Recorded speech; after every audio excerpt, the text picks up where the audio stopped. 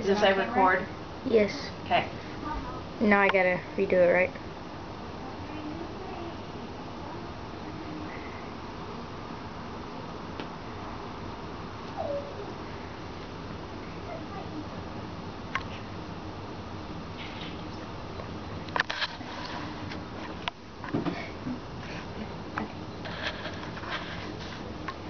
Good evening.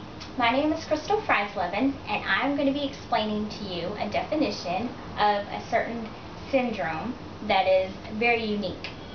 If I was to take this shoe, and I'm going to tie the shoe, like so,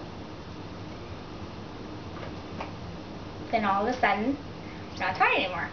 Then I take it and I tie it again, and then it's not tied anymore. My last time, and then that is what we would call alien hand syndrome. What it is whenever one hand is trying to do something, another hand, the archaic hand, kind of has a mind of its own. So it will do the opposite or whatever it wants at any time that it wants, and your brain cannot control it. It's actually a neurological disorder. According to the medical dictionary from thefreedictionary.com, the definition of the alien hand syndrome or the archaic hand syndrome is a clinical finding in which there is an awkward, asymmetrical, involuntary movement of the hand or a limb. So another term for this is the archaic hand syndrome, and according to emacshealth.com, it says that the anarchic hand syndrome is characterized by unintended but purposeful and autonomous movements of the upper limb. Basically what they're saying is that when you attempt to try to do something like tying your shoe or buttoning your shirt, your hand, as long as this hand, your other hand is doing the buttoning, this one, your anarchic hand, will follow, and it will do exactly what the other one will do.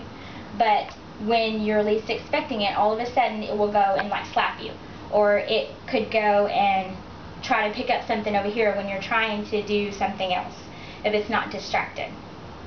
So according to psychologist.org, anarchic hand syndrome is so grotesque that it actually verges on the comic. Some of you may be familiar with a movie from a long time ago that starred Peter Sellers and George C. Scott, and it was called Dr. Strangelove. I don't know if anyone's ever seen that or not, but the man in there was pretty comical, and he was portraying someone who actually had the alien hand syndrome. And in the movie, he all of a sudden would give like the Nazi salute, and he didn't want to do that, so as soon as he would do whatever it is, then he would take his other hand and try to hold it back, and his hand just had a mind of its own. So in that movie, it made the alien hand syndrome kind of popular.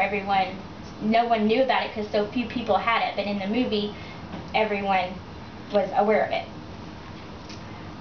Psychologist.org also says that these people behave as they do because of lesions in particular regions of the brain, the frontal lobes, actually. There's no cure for this. There's nothing that they can do because it's in the brain, and sometimes they're born with it. Sometimes it's caused by a brain injury. Sometimes it's from a stroke. An infection from having a brain surgery will cause it, and there's nothing that they can do about it. What some people have done in an effort to control it is they would actually, a long time ago when they didn't know what else to do with it, they would actually take their hand and put it behind their back and tie their hand with their belt to their waist so that it wouldn't move. So they only could use this one hand. Or another thing they would do is wear a mitten. They would wear a oven mitt or something to cover it so that it wouldn't be able to do anything. Another form of controlling it was to keep it busy, like maybe they would roll a ball in their hand, and they would do whatever they could to preoccupy it so that wouldn't happen.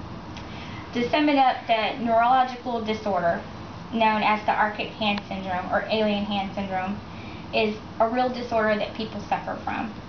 And because it has a mind of its own, it can't be controlled in the middle of it, or you don't know when it's coming on. So you have to do whatever you can to prevent it, since you never know when it's going to happen. And even though it seems to appear comical like in the movie, it's something that is definitely not a funny matter. Is there anyone who has any questions? Can they lead a pretty normal life once they find a way to control themselves? Yes, they can do.